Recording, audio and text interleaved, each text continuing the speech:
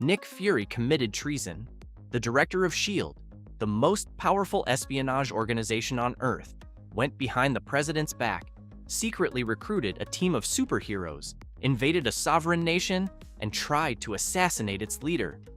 Then, to cover his tracks, he wiped the memories of the very heroes he had used, erasing all knowledge of what they had done together. And, a year later, when the consequences finally came for him, they came in the form of cyborg assassins, an army of mind-controlled villains, and a bomb powerful enough to level all of New York City. This is Secret War, the singular one, not to be confused with the plural Secret Wars events. This is the story of Nick Fury's greatest sin, the black operation that changed him forever, that shattered his trust with Earth's heroes, and that asked a brutal, uncomfortable question. What happens when the good guys decide the rules no longer apply to them? This is the complete story, from the first mysterious attacks to the devastating truth behind them. Let's get into it. The night New York came under siege. The story opens not at the beginning, but in the middle of a crisis, with chaos erupting across New York City. All at once, without warning, the heroes of the city find themselves under coordinated attack. Luke Cage, the man with unbreakable skin, is in his apartment when something hits him. And when I say hits him, I mean something takes down a man who is functionally bulletproof, beating him so severely that he is left in a coma, his body broken in ways that should not be possible for someone with his durability. His partner, Jessica Jones, finds him barely clinging to life. And Luke Cage is not the only one. Across the city, tech-based villains, second- and third-tier criminals armed with impossibly advanced weaponry launch simultaneous strikes against specific heroes. Spider-Man is ambushed, Daredevil is attacked in Hell's Kitchen, Wolverine is jumped, Captain America barely survives an assault. It is a citywide offensive, precise and coordinated, and no one understands why it is happening or who is behind it. No one, that is, except Nick Fury. Because Fury knows exactly what this is. He has been dreading this day for a year. What is unfolding across New York is not a random crime wave. It is blowback. It is the delayed, inevitable consequence of something Fury did 12 months earlier. Something illegal, something he had prayed would never come to light. And now it is all falling apart. And the heroes who are paying the price do not even remember why they are being targeted. The pattern that started it all. To understand what is happening in the present, we have to go back 1 year to the operation that set everything in motion. It began with a pattern that troubled Nick Fury deeply.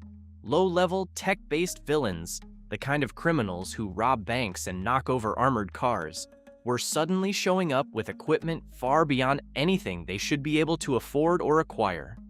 These were not A-list threats like Dr. Doom or the Kingpin. These were street criminals, guys with names like Killer Shrike and the Grim Reaper, third-string villains who normally scraped by with outdated gear. And yet, suddenly, they were armed with cutting-edge weaponry, technology sophisticated enough to challenge even the most advanced heroes. Fury, being the master spy master that he is, recognized that something was deeply wrong. Someone was arming these criminals. Someone was funding them, equipping them with advanced technology, and turning them into a genuine threat. And Fury wanted to know who and why. He launched a covert S.H.I.E.L.D. operation to investigate. His agents captured one of these enhanced villains, Killer Shrike, and using aggressive, ethically questionable interrogation methods, they forced him to become an informant, to lead them up the supply chain toward whoever was providing the technology. The trail led to a familiar figure in the criminal underworld, the Tinkerer. The Tinkerer is a staple of the Marvel Universe, a genius technician who builds custom weapons and gadgets for villains who cannot build their own. Need a weapon that can hurt Spider-Man? The Tinkerer can build it. He had been supplying half the criminals in New York for years. But the Tinkerer was just a builder, a technician. He did not have the resources to finance a citywide operation on his own. Someone was bankrolling him. Someone with serious money and serious ambitions. And when Fury traced the money and the technology back to their source, everything clicked into place, and the answer was far more alarming than he had anticipated. The trail leads to Latveria. The source of the funding, the mastermind behind the arming of America's street criminals, led S.H.I.E.L.D. to an unexpected and politically explosive destination, Latveria, the small Eastern European nation famously ruled by Dr. Doom. But Doom was not the one running this operation. At the time, Doom was absent, dealing with his own affairs, and in his absence, the nation was being governed by its prime minister, a woman named Lucia von Bardas. And Lucia von Bardas, Fury discovered, was the one financing the entire scheme. The setup was ingenious in its deniability. Von Bardas was using Latverian government funds to pay the Tinkerer to supply American criminals with advanced technology. These criminals would then use that technology to commit crimes and acts of terror on American soil. It was a covert war against the United States, waged not through armies or open aggression, but through funding and technology, channeled through American criminals so that Latveria's hand remained hidden. From von Bardas's perspective, it was brilliant. She was destabilizing America, sowing chaos and fear, all while maintaining plausible deniability. The criminals were American citizens. The Tinkerer was an American. There was nothing to directly connect the violence to Latveria. It was a quiet, deniable act of state-sponsored terrorism, and nobody had connected the dots. Nobody except Nick Fury. The meeting with the president. Armed with his evidence, Nick Fury did what he was supposed to do. He followed the proper channels. He compiled a comprehensive report documenting the entire operation, the financial records, the connections, the proof that Lucia von Bardas was running a state-sponsored campaign of terror against the United States. And he took it to the president. The meeting was tense. Fury laid out everything he knew, presenting the evidence and explaining the threat. Latveria, he argued, was funding American criminals to commit acts of terrorism on U.S. soil, and it would only escalate. He asked for authorization to take action, to move against von Bardas, and shut the operation down before it could cause a catastrophe. And the president said no. The reasons were political. The U.S. government had invested heavily in supporting von Bardas's regime after Doom's removal from power. She was supposed to be a reformer, a moderate ally who would bring Latveria into the modern world and cooperate with the West. The president did not want to believe she was secretly funding terrorism, and more than that, he did not want the international incident that moving against her would create. Invading Latveria, or even openly accusing its government, would be an act of war with catastrophic diplomatic consequences. So the president told Fury they would handle it through diplomacy, through official channels, quietly and carefully. And Nick Fury, a man who had spent his entire life in the world of espionage and warfare, knew with absolute certainty that diplomacy would not work. He was convinced, based on everything he had seen, that von Bardas's operation would eventually result in a devastating attack on American soil, that innocent people would die, and that the government was too cautious and too politically compromised to prevent it. And so, Nick Fury made a decision that would define the rest of his career and haunt him forever. If the government would not sanction the mission, he would do it himself. Illegally, without authorization, without backup, he would invade Latveria on his own authority, consequences be damned. Assembling the secret team. Fury could not carry out an invasion alone.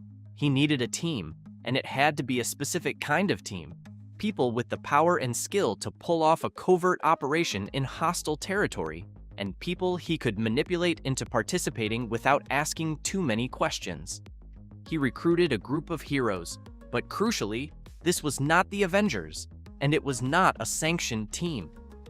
Fury handpicked his operatives for this specific dirty job. He brought in Captain America, the greatest soldier and tactician alive. He brought in Spider-Man, powerful and versatile. He brought in Daredevil with his enhanced senses and combat skill. He brought in Wolverine, nearly unkillable and experienced in black operations. He brought in Luke Cage, bulletproof and street smart. And he brought in trained agents, including the Black Widow and a young operative named Daisy Johnson, a mutant with the power to generate devastating seismic vibrations, essentially the ability to cause earthquakes. Fury brought this team to Latveria under false pretenses, leading them to believe they were on a legitimate SHIELD-sanctioned mission. He equipped them with special impact suits based on advanced technology designed to protect them from the punishment they were about to face. And then he led them in an assault on Castle Doom, the seat of Latverian power. The invasion and the assassination. The mission went sideways almost immediately. The team was met by Latverian soldiers armed with the same Tinkerer-designed technology that von Bardas had been exporting. Highly trained forces wielding energy weapons and advanced combat gear. The heroes fought their way through the castle, battling soldiers and automated defenses in a brutal, running firefight. Finally, they reached Lucia von Bardas herself, waiting for them in the throne room. And she was not afraid, because she knew something the heroes were only beginning to grasp. She knew they were not supposed to be there. She knew this invasion was unsanctioned, illegal, an act of war committed without authorization. She mocked them, pointing out that they had no legal standing, no authority, that they were criminals in her sovereign nation. Captain America tried to handle the confrontation with some measure of restraint, but the situation was already beyond diplomacy. Wolverine, impatient and lethal, was ready to simply kill von Bardas and end it. But Fury stopped him. He did not want Wolverine to be the one with the blood on his hands. Instead, he turned to Daisy Johnson, and he gave the order. Daisy unleashed her seismic powers on Castle Doom. The entire structure trembled, cracked, and then collapsed, brought down by the earthquake-generating force of a single young agent. The heroes, protected by their impact suits, survived the destruction unharmed. But Lucia von Bardas and her forces were buried beneath tons of rubble as the castle came down around them. They had just assassinated the prime minister of a sovereign nation. An illegal execution carried out by a team of America's heroes on the orders of the director of SHIELD, without any government sanction whatsoever. The memory wipe. The team escaped back to the United States, and it was here that Fury committed what was, in many ways, an even greater betrayal than the invasion itself. He wiped their memories. Using advanced SHIELD technology, Nick Fury erased all memory of the mission from the minds of the heroes he had used. Captain America, Spider-Man, Daredevil, Wolverine, and Luke Cage returned to their lives with no recollection whatsoever of what they had done. As far as they knew, they had never gone to Latveria, never invaded a foreign country, never brought a castle down on top of its leader. The entire operation was erased from their minds, taken from them without their knowledge or consent. The agents who retained their memories, Black Widow and Daisy Johnson, were sworn to absolute secrecy. This mission had never happened.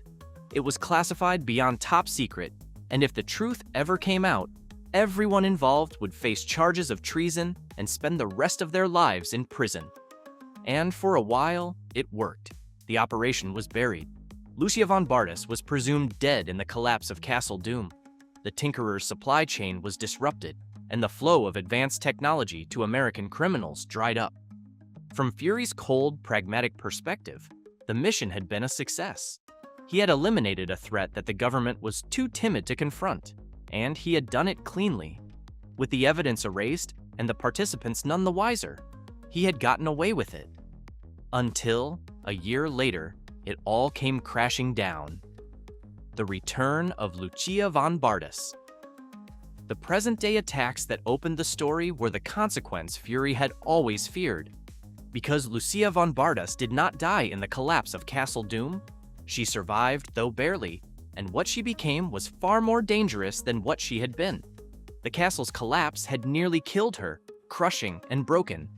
But Latverian technology kept her alive, rebuilding her, transforming her into a cyborg, more machine than woman now, her body a twisted fusion of flesh and technology, her face scarred and partially mechanical. And she came back with a single, all-consuming purpose: revenge. She had spent the year since the invasion planning her retaliation, and now she launched it. She called in every tech-based villain in New York who owed the Tinkerer a debt, assembling an army of criminals, all of them armed and directed toward a single goal. The coordinated attacks on the heroes across the city, the assault that put Luke Cage in a coma, were the opening moves of her campaign of vengeance.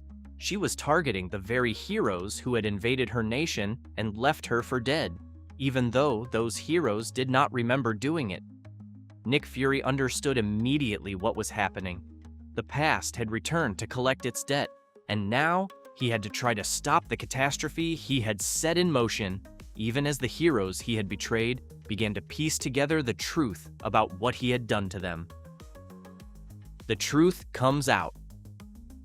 As the crisis escalated, Fury was forced to confront the heroes and reveal the truth.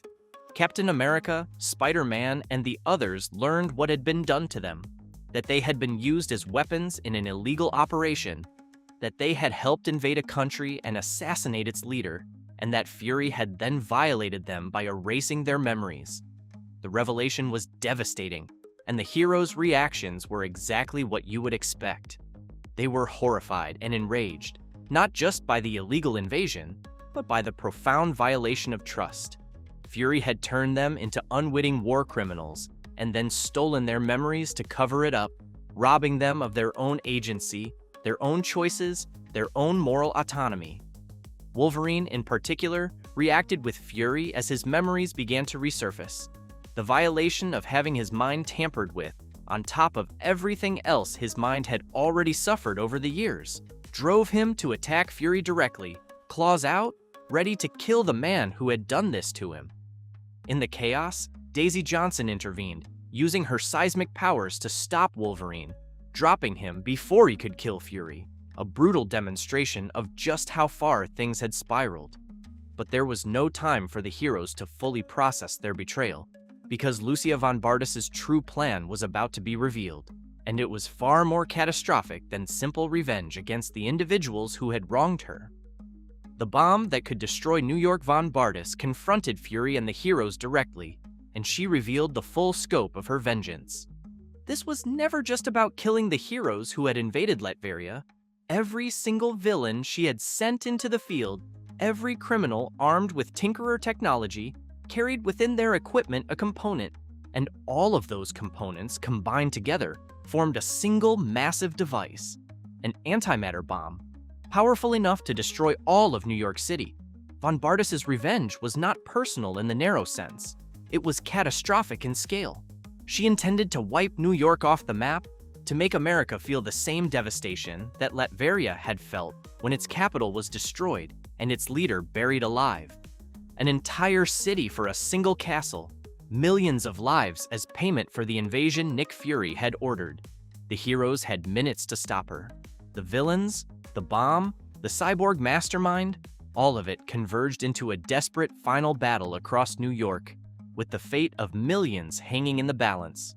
Heroes from across the city, drawn into the chaos, fought to bring down von Bardas's army of criminals and to stop the antimatter device before it could detonate. The final battle. The climax was a massive, city-spanning battle. The heroes fought through von Bardas's assembled army of tech-based villains, taking them down one by one, but the bomb remained the central threat. Even as the villains fell, the antimatter device continued assembling itself, counting down toward a detonation that would erase Manhattan and everyone in it. Daisy Johnson faced Lucia von Bardas directly. Von Bardas was confident, even triumphant, believing that even if the heroes defeated her forces, the bomb would still detonate and New York would still burn, giving Latveria its revenge regardless of her personal fate. But Daisy Johnson possessed exactly the power needed to stop her. Her seismic abilities were not limited to causing earthquakes. She could vibrate matter on a fundamental level, disrupting and shattering technology from the inside. And she focused that power on von Bardas herself, on the cybernetic systems that were keeping the villain alive and controlling the bomb. Daisy unleashed her power, and the seismic vibrations tore through von Bardas's cybernetic body, rupturing her internal systems and shutting her down. With von Bardas incapacitated, the antimatter bomb was deactivated, the device rendered inert before it could detonate. New York City was saved, pulled back from the very edge of annihilation. The aftermath and Fury's disappearance. With the immediate crisis averted, the reckoning began. Captain America confronted Fury one final time, demanding a full accounting for everything he had done. And it was here that a final twist was revealed. The Nick Fury the heroes had been dealing with was a life model decoy, an android duplicate. The real Nick Fury was already gone. Through the LMD, Fury delivered his final message to the assembled heroes. He explained everything, the mission, the memory wipes, his reasons for doing what he had done. He did not apologize. He believed to the end that his actions had been necessary, that he had done what needed to be done to protect America, even if it meant breaking every rule and violating every trust. He knew that the consequences were now coming for him, that the government would hunt him, that S.H.I.E.L.D. would be taken from him, that he would become a fugitive. But he did not regret his choices. He had made the hard call that no one else was willing to make. And then he vanished.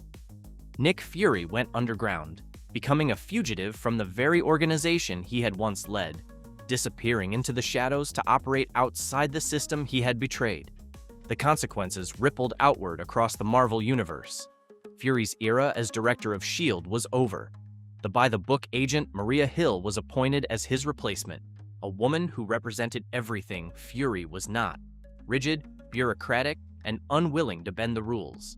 Her first act was to interrogate Daisy Johnson, digging into the full scope of the illegal operation. The heroes were left to live with the knowledge of what they had been made to do. War criminals, in fact, if not in intent. Their trust in Fury and in S.H.I.E.L.D. permanently shattered. What it all means. Secret War endures as one of the most morally complex stories in the Marvel Universe, because it refuses to give easy answers to the difficult question at its heart. When is it acceptable to break the rules? Nick Fury genuinely believed that Lucia von Bardas's operation would eventually result in a catastrophic terrorist attack on American soil. He had evidence. He had reason to be afraid.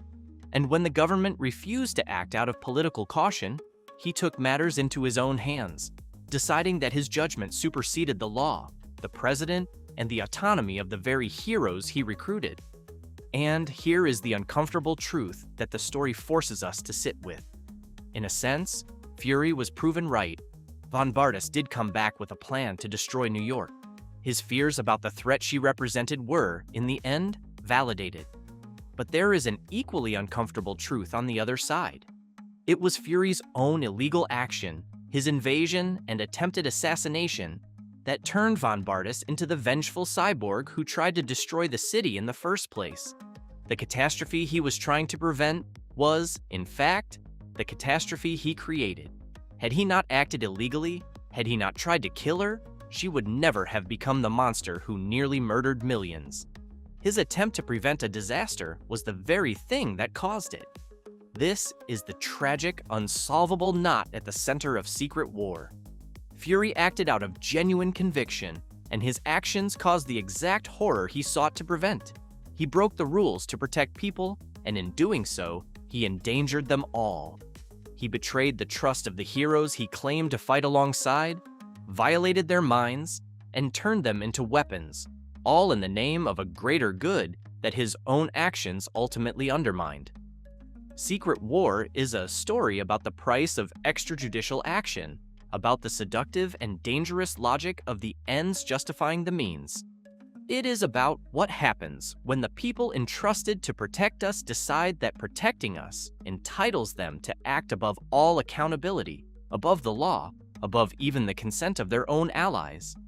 Nick Fury believed he was saving America, and perhaps, for a moment, he did. But he paid for it with his career, his reputation, his relationships, and his place in the world. And the heroes who trusted him paid for it with their memories, their autonomy, and their peace of mind.